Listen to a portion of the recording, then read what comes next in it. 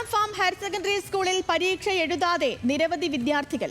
ആറളം ആദിവാസി പുനരധിവാസ മേഖലയിൽ പ്രവർത്തിക്കുന്ന ഗവൺമെന്റ് ഹയർ സെക്കൻഡറി സ്കൂളിലാണ് 25ഓളം കുട്ടികൾ പരീക്ഷയ്ക്കെത്താത്തത്. സ്കൂളിലെ വിദ്യാർത്ഥികളുടെ എണ്ണത്തിലും വിജയ ശതമാനത്തിലും വലിയ കുറവുണ്ടാകുമ്പോഴും അധികൃതർ തിരിഞ്ഞു നോക്കുന്നില്ല. വിശദമായ റിപ്പോർട്ടിലേക്ക് ന്യൂസ് മലയാളം എക്സ്ക്ലൂസീവ്.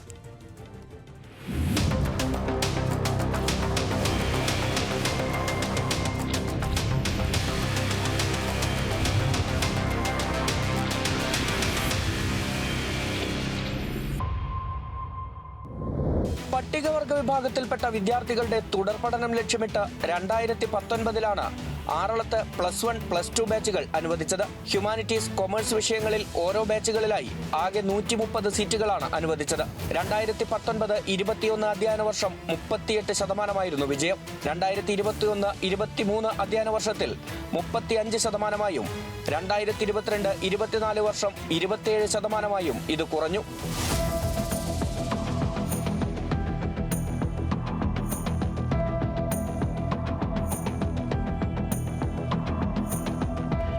ഇതിന് പിന്നാലെയാണ് പരീക്ഷ എഴുതാത്ത വിദ്യാർത്ഥികളുടെ എണ്ണത്തിലും കുറവുണ്ടാകുന്നത്. 2024-26 അധ്യയന വർഷം 96 പേർ അഡ്മിഷൻ എടുത്തെങ്കിലും മറ്റ് സ്കൂളുകളിലേക്ക് മാറിപ്പോയവരെ ഒഴിവാക്കി 84 വിദ്യാർത്ഥികളാണ് പരീക്ഷയ്ക്ക് രജിസ്റ്റർ ചെയ്തത്.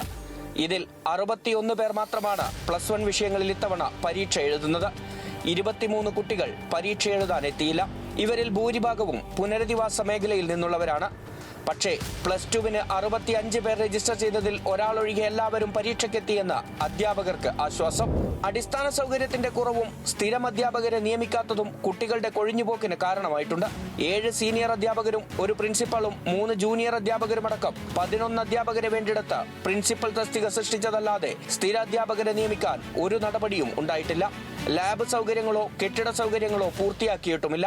ഹയർ സെക്കൻഡറി വിഭാഗത്തിനായി കോടികൾ മുടക്കി കെട്ടിടം പണിതെങ്കിലും ഹൈസ്കൂൾ കെട്ടിടത്തിൽ തന്നെയാണ് ഇപ്പോഴും അധ്യയനം. കുട്ടികൾ കൊഴിഞ്ഞു പോകുന്നു. അവർക്ക് സൗകര്യമില്ല.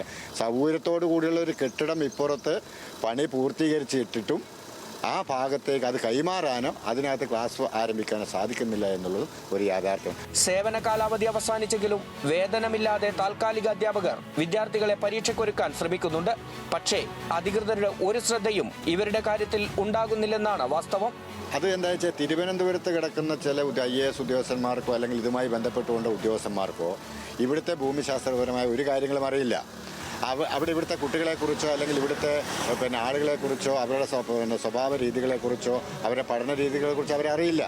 അവിടെ ഇരുന്ന് കുറേ എസ്റ്റിമേറ്റ് ഉണ്ടാക്കുന്നു, കുറേ ഫണ്ട് ഇങ്ങനെ വരുന്നു. ആ ഫണ്ട് ഇങ്ങനെ കടലിൽ കായം കലക്കിയതുപോലെ അങ്ങ് ഒഴുക്കി കളഞ്ഞിട്ട് കുറേ അഴിമതിയുടെ ഉദ്യോഗസ്ഥന്മാർ ഇതിനകത്ത് അഴിമതി നടന്നിട്ടുണ്ടോ എന്ന് തന്നെ ഒരു വിജിലൻസ് അന്വേഷണം നടത്തേണ്ടുന്ന ഒരവസ്ഥയാണ് നമ്മളെ സംബന്ധിച്ചിടത്തോളം. അത് പറയാതിരിക്കാൻ വയ്യ.